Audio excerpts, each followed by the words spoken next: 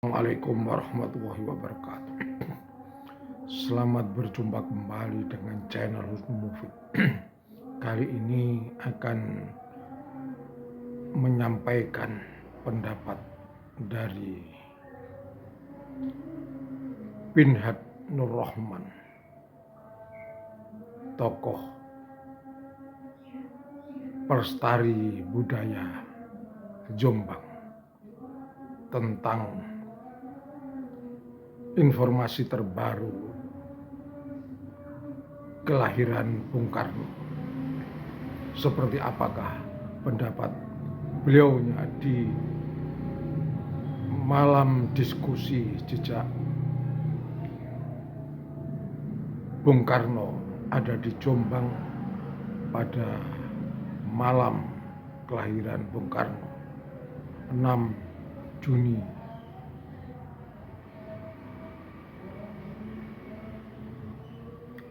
kemarin. Berikut ini. Dia menulis kata peloso di situ. Ada kata peloso di situ, konteksnya adalah tempat kerjanya Pak Kenny. Hanya sekilas saja, tidak ada kaitannya sama Soekarno.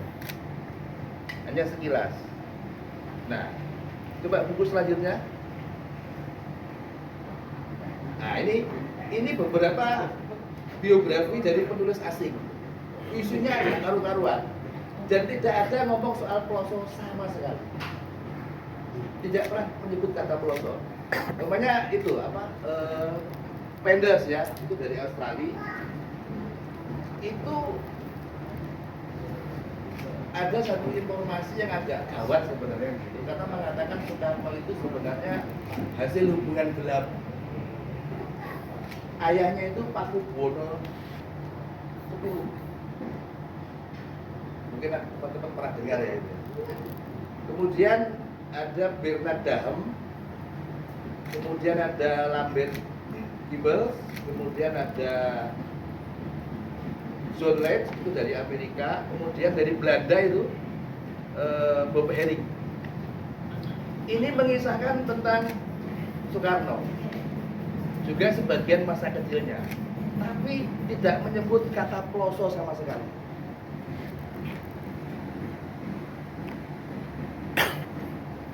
Oke, selanjutnya. Nah, ini beberapa buku biografi Soekarno yang ditulis oleh penulis dalam negeri. Ini salah satu penulisnya ada di sini, Pak Husnu Mufid. Siap. Kemudian ada Mas Dian. Kemudian itu ada Pak Nurinwa dan teman-temannya. Ya, ini. Nah, ini buku-buku ini ada yang menulis kata pelosok, ada yang tidak. Tapi yang saya heran, buku Mas Dian ini tidak menyebut pelosok. Jadi dari Surabaya itu langsung ke Sidoarjo, pelosok dilewati. Pak Husnu menulis itu. Nah, Ibu Bangsa itu ada satu bab khusus yang membahas tentang Soekarno di pelosok.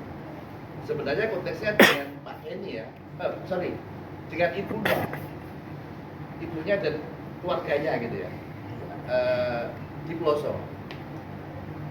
Nah, dari buku Ibu Bangsa ini, dari satu artikelnya Pak Tajur siapa namanya?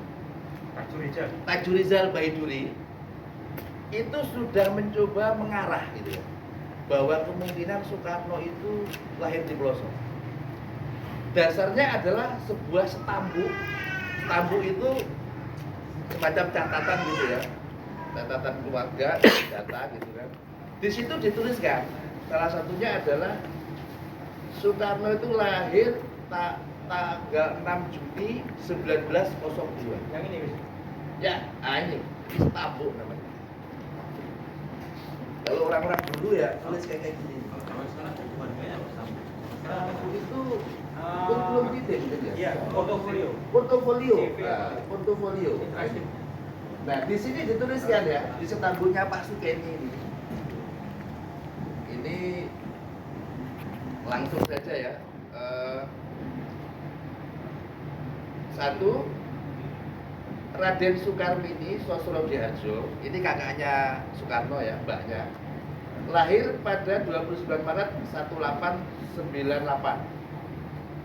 Yang kedua, Raden Soekarno Sosrodjiharjo atau Insinyur Soekarno lahir pada 6 Juni 1902. Clear ini catatannya Pak Sugeng. Nah kemudian ditambahi lagi oleh temuan buku induk di ITB, persis seperti data Pak Kenny. Nah ini Soekarno lahir 6 Juni 1902. Jadi yang eksplisit menuliskan Soekarno lahir 1902 itu adalah status Pak Sugeng. Kemudian buku induk di ITB waktu Soekarno mau kuliah gitu. Oke ya. Nah, ini beberapa sumber literatur saya untuk menelusuri jejak Soekarno. Ini sebagian kecil saja, masih banyak yang lain.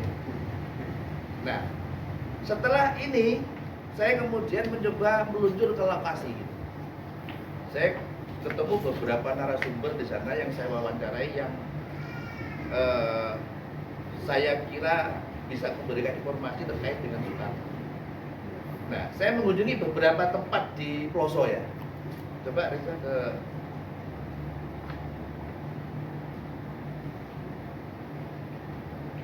bangunan.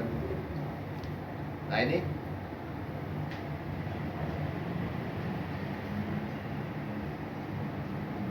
terus bangunan. Nah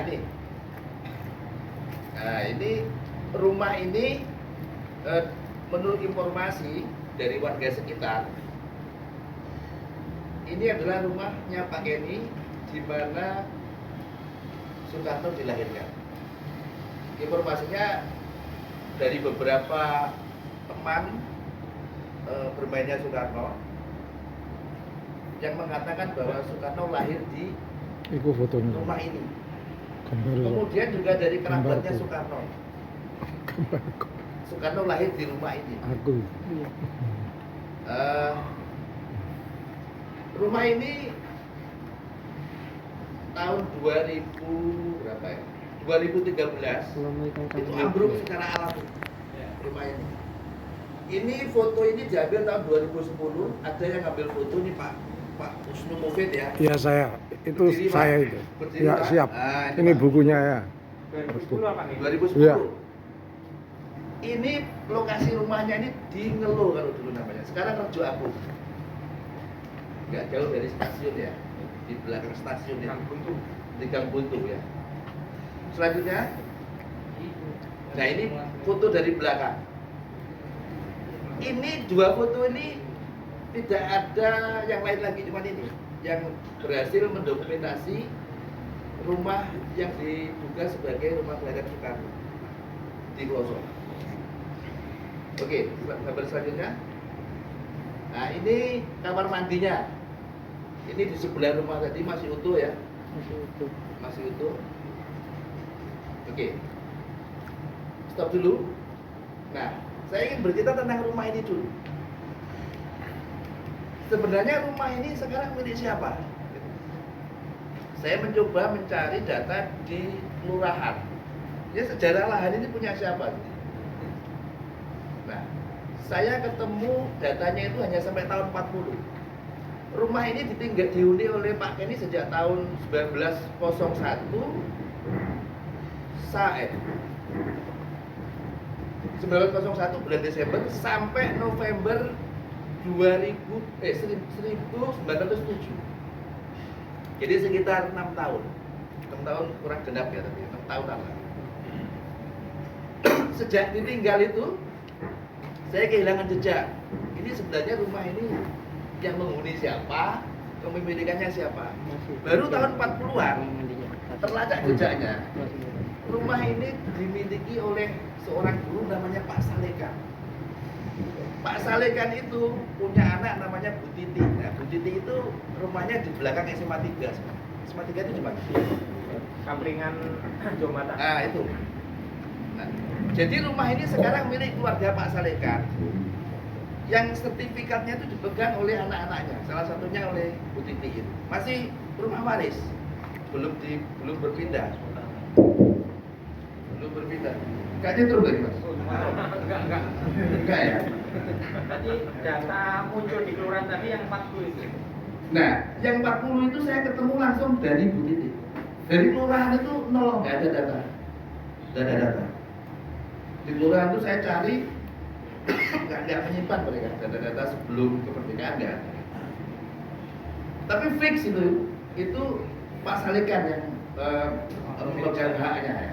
Pemiliknya Pak Salekan itu langsung ke anaknya namanya Bu Titi. Nah, pertanyaannya adalah kenapa rumah itu kok ambruk? Ternyata sebenarnya Pak Salekan dan Bu Titi itu punya niat baik. Rumah ini nggak diutak-atik belas, tidak difungsikan untuk yang lain. Tidak difungsikan untuk yang lain. Saya juga nggak ngerti kenapa kok dari pihak mana ini ada orang PKP kok tidak diapa-apain gitu loh, sampai roboh. Sekarang tinggal fondasinya. Jadi kandang kambing sekarang. Saya nggak tega masang fotonya di sini. Jadi kandang kambing setelah pandemi. Nah, oke ya. Itu kondisinya seperti ini, sejarahnya seperti itu. Jadi dugaan saya memang ini rumah ini dari waktu ke waktu itu dihuni oleh guru. Nah, karena rumah ini dekat dengan 2 sekolahan. Nah, yang pertama coba Riza yang terus. Nah, ini pondasi rumahnya nih sekarang begini. Yang di atasnya sekarang kandang kambing. Nah, posisi persis saya itu tempatnya kambing sekarang. Terus lagi. Nah, lokasi ini adalah sekarang terminal pelosok. Nah, ini lokasi sekolah desa di mana Soekarno pertama kali sekolah formal. Ini jaraknya sekitar 250-an meter dari rumah yang tadi itu. Jadi cukup dekat. Nah,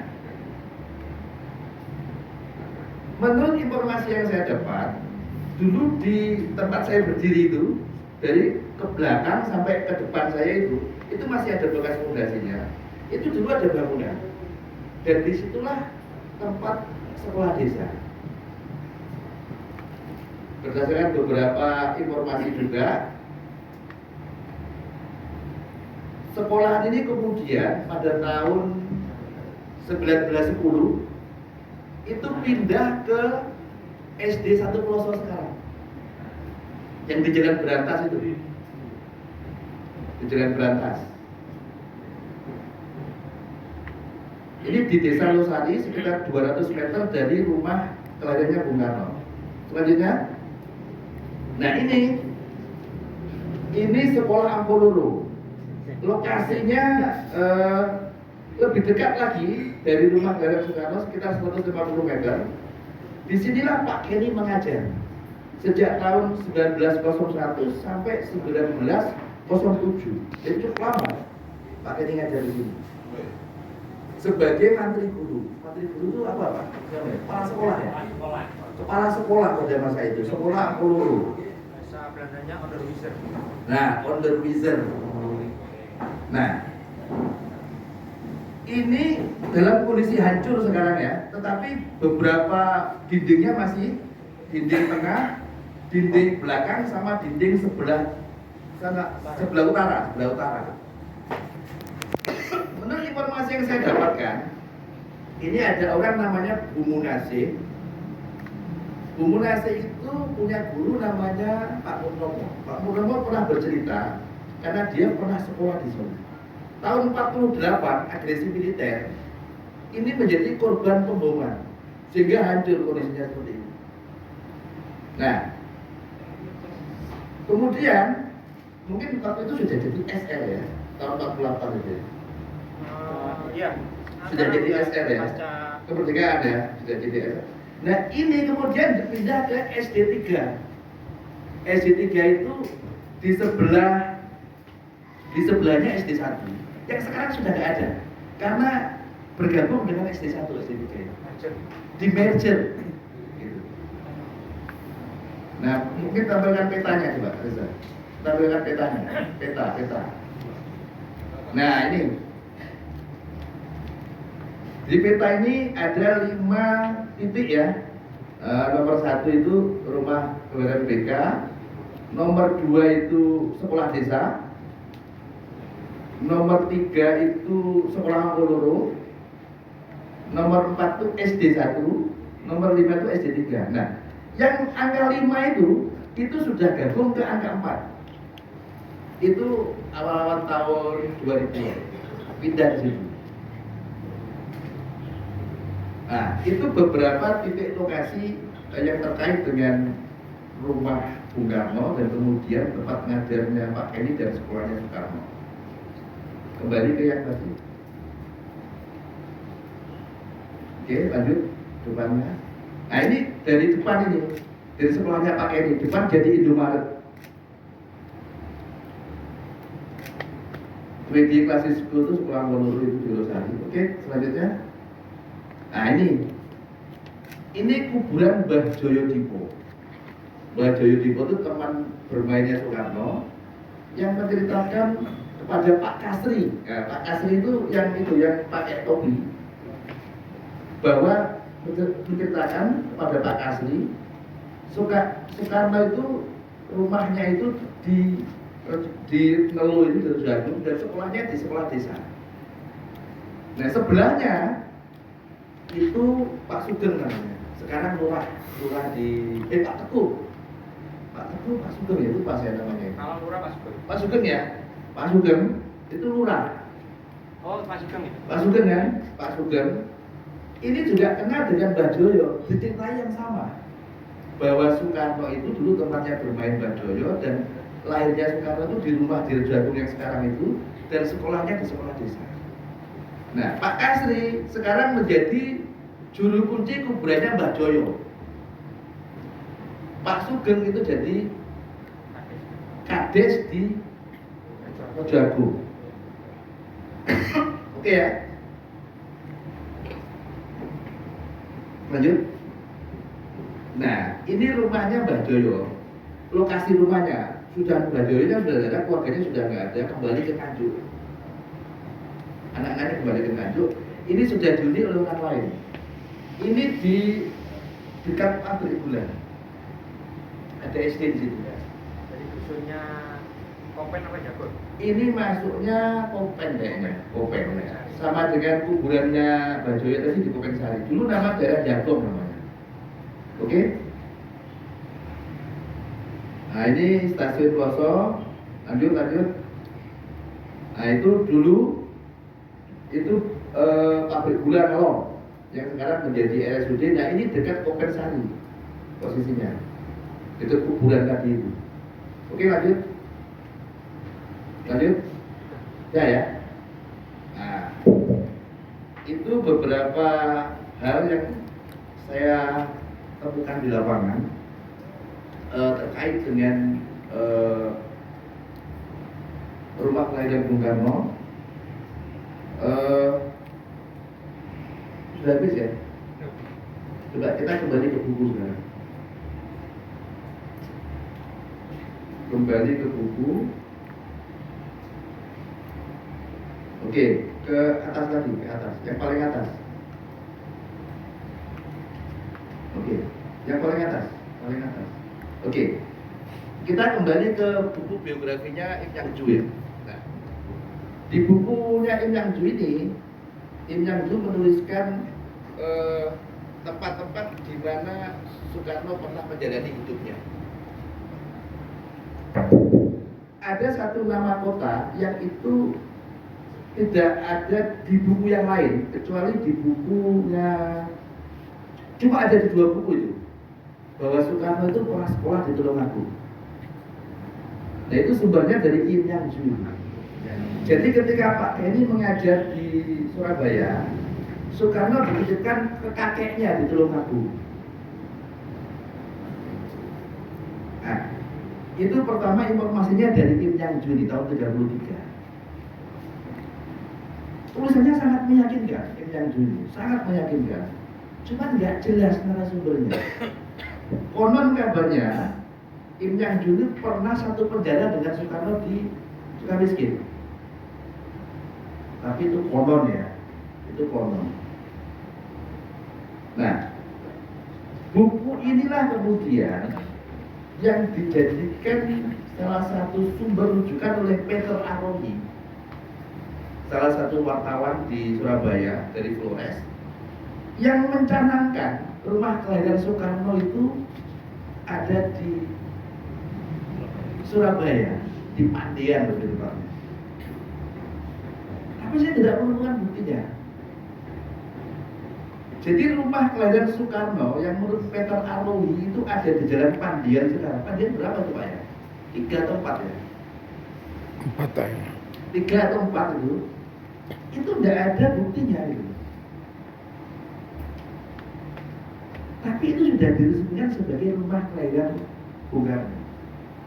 Saya tidak menemukan buktinya itu.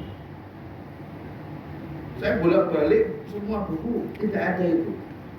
Nah, buku rumah itu awal kali muncul itu di bukunya Pak Nurinwa.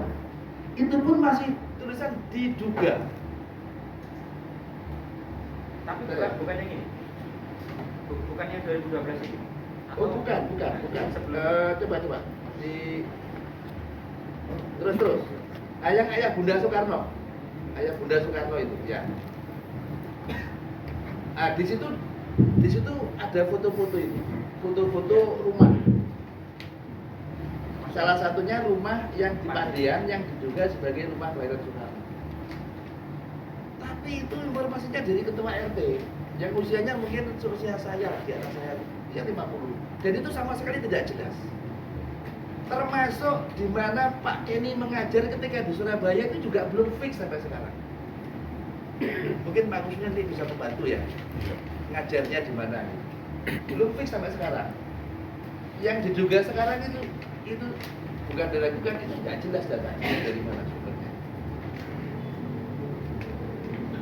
Nah, Mas Dian ini, bukunya Mas Dian ini ada informasi ya, yang buku pertama ya, itu kaitan Soekarno masa kecil itu di Kediri, di dalam pojok. Ini juga belum pernah ada yang menulis kecuali Mas Dian. Tapi fatalnya Mas Dian tidak menulis tentang Ploso sama sekali, menyebutkan tidak. Saya juga heran itu. Bisa kelewat itu.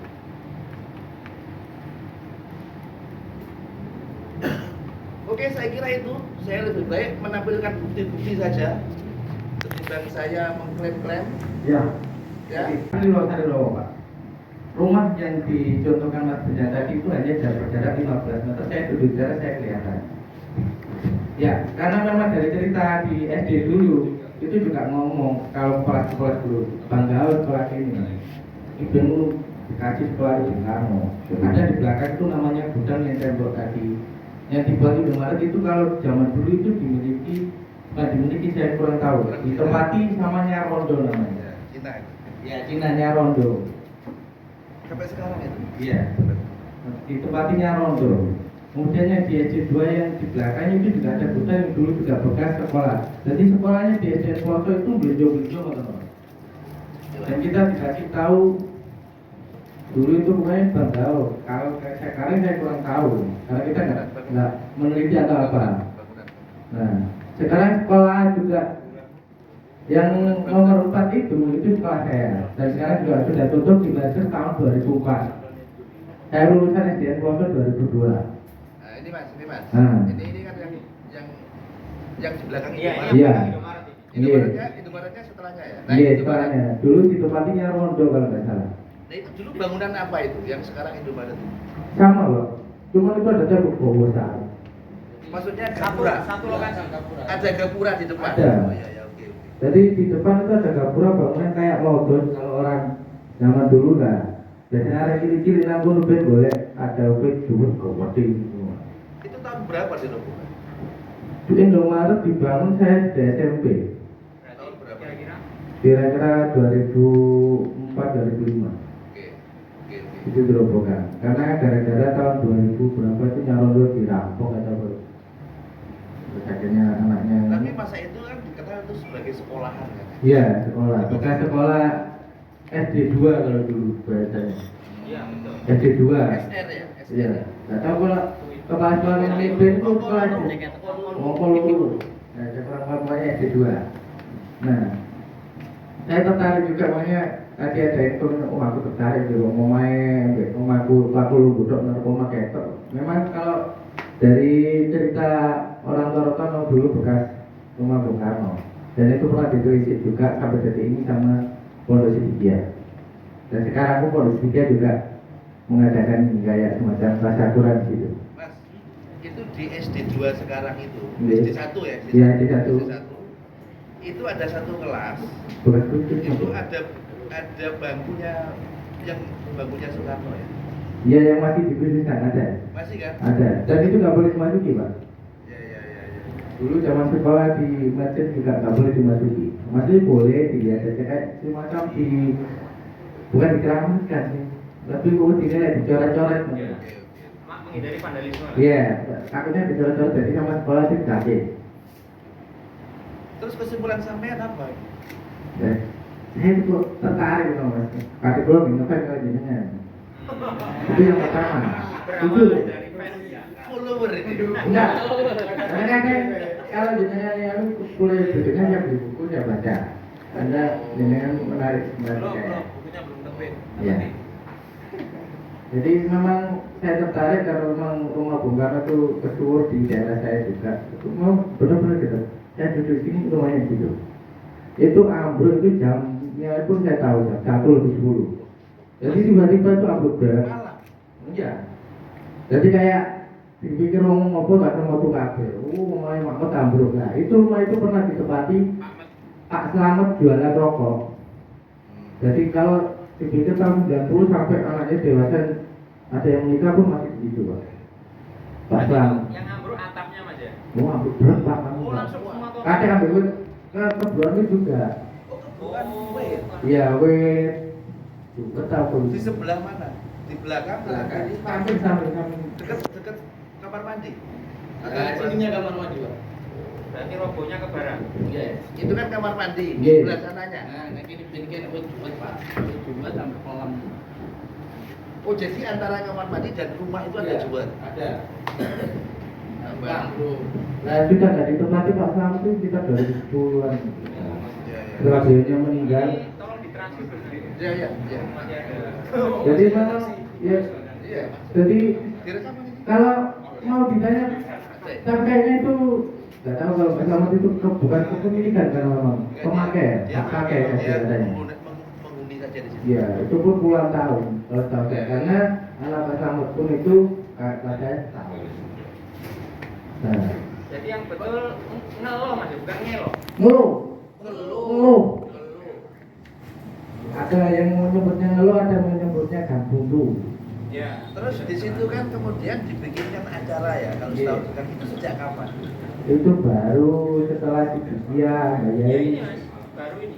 Bayai setelah Bayai tar, 2012. ya setelah Opsit sering mengadakan ke Opsit organisasi pemuda tiga itu saya juga berhubung itu.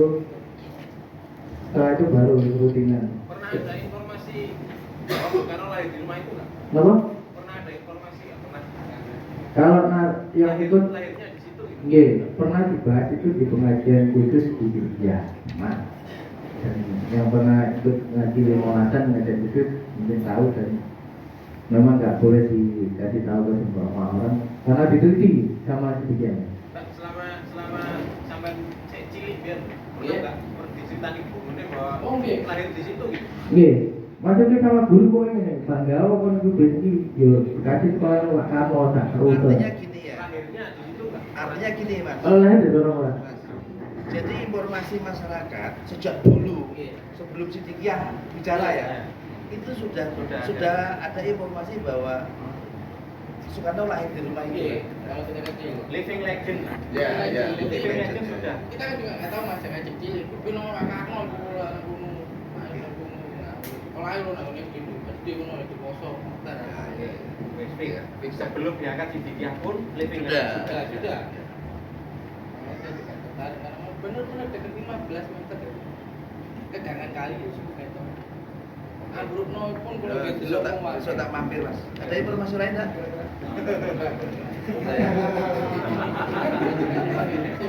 di depan halayak belum. Saya jujur, Selamat dulu. Nah, saya ngomong ke teman saya cuma penasaran CV versi Mas Bidhat sampai versi Wongong ditaruh kayak gini, habisnya ngaku sekolah dan proses ditanya kepala sekolah berburu. sanadku jelas mas, orang-orang sana. Sanad. Sana bersana. Bersana kita bersana. Jadi bukan bid'ah ya informasi saya itu. Sofi. Bisa dicek di SDN Pelosok itu masih ada satu kelas yang masih belum. Ya. Fix berarti. Fix. Match keterangan sama. Oke. 15. Oke. Oke. Matur suwun. Matur suwun, Mas. Terima kasih Mas Malik. Terima kasih Mas Malik. Sen. Gitu. Tepuk tangan dong.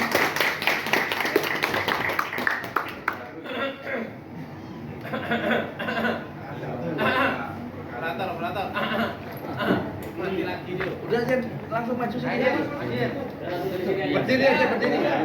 Jadi yang memberikan ada sanksi terhadap lahirnya Soekarno kan cuma catatan huruf gitu, Surabaya gitu. Ya. Surabaya baik yang dari ITB ataupun yang dari Pak Kenny, tulisan tangannya itu menuliskannya Surabaya. Itu kok tidak Pelosok atau Jombang lah, biasanya orang lahir sekarang itu dari kotanya kan. Jombang, itu aja sih. Iya, monggo. Siapa yang mau menanggapi kunjungan itu ya? Dulu ada kawan. Ini ada satu cerita ya. Saya punya teman itu di Pati. Itu kalau menyebut orang pergi ke Tebu Ireng, itu perginya ke Surabaya. Jadi bukan ngomong ke Jombang, itu Surabaya, padahal ke Tebu Ireng.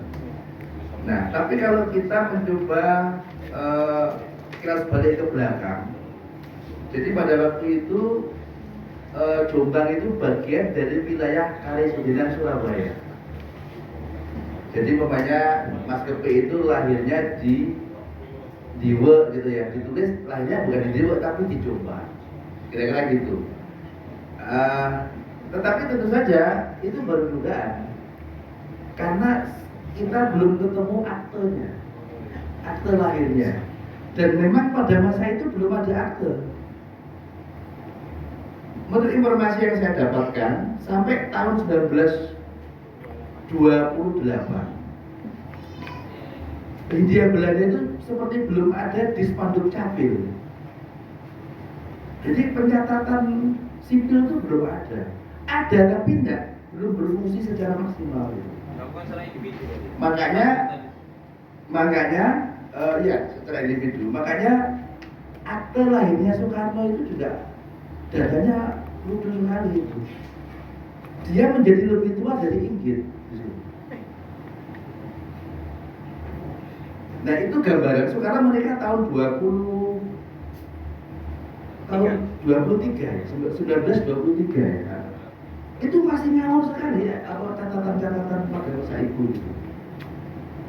Nah tentu saja saya mengatakan bahwa ditulis di Surabaya itu konteksnya adalah tadi itu. Jombang pada masa itu bagian dari Karesidenan Surabaya. Dan dalam kehidupan sehari-hari, bahkan sampai tahun 2000-an, orang-orang tua itu mengatakan bahwa pergi ke Jombang itu dianggap pergi ke Surabaya. Lagi-lagi itu informasi. Kalau bukti saya belum ada ya. Aktenya makanya kayak sekarang itu belum ada. Nah, yang anehnya lagi, sampai hari ini kita belum pernah ketemu satu lembar pun ijazahnya Bung Karno.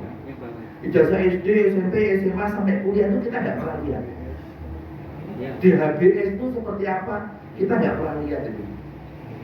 Satu-satunya catatan resmi pendidikan Soekarno ya ITB tadi itu, buku induk ITB itu. Nah, yang di SD Pelosok 1 itu buku induk pertama itu tertulis nama Soekarno di situ, tapi buku itu hilang.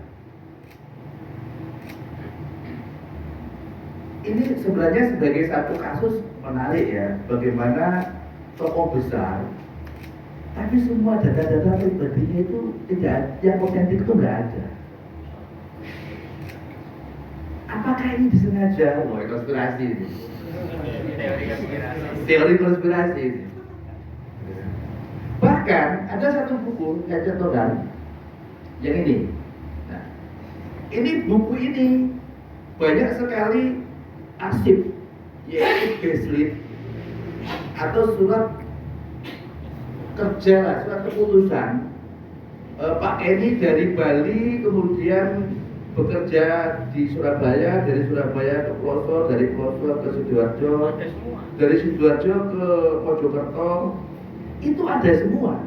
Tapi itu hanya fotokopian dan tidak disebutkan sumbernya dari mana. Ini pelakunya seorang profesor ini. Itu kayak sumber ya? Iya. Ya, Fotokopian. iya, fotokopian. Saya pernah bertanya, yang asli itu siapa Pak yang punya? Dirahasiakan. Loh, ilmiah kok dirahasiakan itu gimana ini? Jadi memang ini kasus yang menarik ya, karena justru sangat langkanya informasi dari dokumen yang otentik. Mas Faisal menemukan beberapa data otentik yang 01. Ada beberapa di situ. Pokoknya masa Jepang ya, masa Jepang, ya masa Jepang. Enggak yang itu mas yang. Oh iya, tapi nanti rangkaiannya sama itu. Reja coba dibukain yang masa Jepang itu. Nah ini pendaftaran orang Indonesia yang terkemuka yang ada di Jawa. Ini dulu belangko yang diedarkan oleh pemerintah pendudukan Jepang kepada beberapa tokoh di Indonesia untuk ngisi kemudian dikumpulkan kembali. Nah ini yang dikembalikan oleh Soekarno ini. Ini jadi ini. Nah itu, nah. Ini setelah dibukukan. Yang di bagian bawah itu tulisannya Soekarno sendiri. Yang coba mula-mula sekolah desa di Pelosok Jombang, jelas itu. Kemudian sekolah kelas 2 di Sidoarjo, kemudian sekolah kelas 1 di Mojokerto, kemudian Europe Legion School di Mojokerto juga. Nah setelah itu ke Surabaya, kemudian HBS ya, kemudian ke ITB. Clear ini yang nulis Soekarno sendiri. Tetapi dokumen otentik bahwa pernah sekolah di semua itu nggak ada. Buku itu sekolah nggak ada, ijazahnya nggak ada. Ini Soekarno loh yang kita bicarakan ya. Apakah itu disengaja? Nah. Apakah itu kebetulan? Tapi kok nemen gitu loh. Kok nemen gitu kan? Kemudian data yang lain. Coba. Nah ini saya tambahkan aja yang lupa ya. Jadi di masa itu, di masa Soekarno tinggal di Pelosok itu, status administrasinya itu Pelosok itu Wedono, distrik ya, distrik Pelosok, Abdulin Jombang. Wedononya namanya itu Raden Ngabai Kromojoyo Adiprojo. Ini saya dapat dari almanak Regring, ya, almanak Regring gitu. Oke selanjutnya. Nah ini contoh baselit SK. Ini SK Soekarno itu dianggap menjadi menteri guru di sekolah Moloro. Sukeni ya. Nah ini baselitnya begini. SK-nya begini. Tapi ini kita nggak ngerti aslinya di mana. Saya tahu sebenarnya, cuman belum saya temui orangnya. Gitu. Ya jadi itu ya, sebenarnya justru menariknya karena datanya nggak ada itu. Terima kasih. Dari ketiadaan data itu akhirnya klaim tidak muncul di mana-mana gitu kan. Karena kalau caranya Pak Eko itu tembung jari itu repot, melacak itu piye.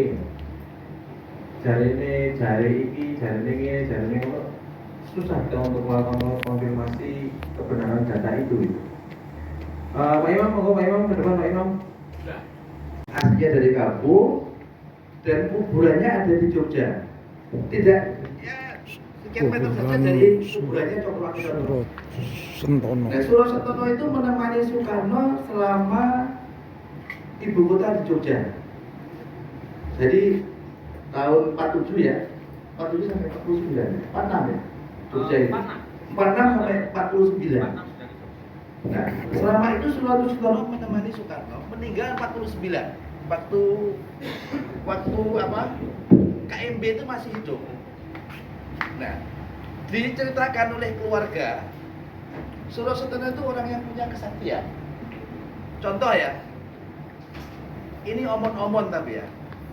Ini omon-omon, tapi menarik omon-omonnya. Jadi Suro Sentono itu seperti seorang cenayang. Dengan cermin itu, dengan sebidang cermin itu, selebar cermin, dia ngajak orang-orang tuh nonton KMB. Jadi seperti bola itu kesihir itu loh. Kaca penggala itu bisa melihat peristiwa KMB yang ada di daerah sana. Dari Jogja nontonnya. Nah ini Suro Sentono ini.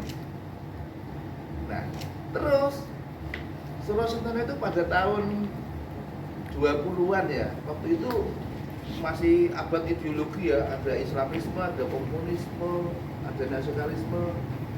Nah orang-orang ini pengen tahu komunis itu kayak gimana sih gitu. Itu apa yang dilakukan oleh Suro Sentono. Beberapa aktivis itu digendong, dibawa terbang ke sana untuk melihat Soviet itu kayak gimana, Rusia pada waktu itu. Rusia itu kayak gimana sih? Setelah itu mereka balik, nggak jadi ikut komunis, mereka masuk SI. Karena mengecewakan pemandangan di sana gitu. Nah itu Mbak Suro Sentono. Nah Mbak Suro Sentono itu rumahnya itu di dekat rumah sakit pelengkap Jalan Juanda. Utara jalan. Tahu ya, Jalan Juanda ya. Nah di situ kalau mau nyari kasekten di situ aja melean.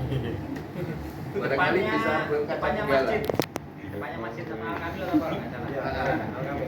Utaranya pas. Nah, Mbak Suro Sentono itulah yang membantu proses persalinan Soekarno.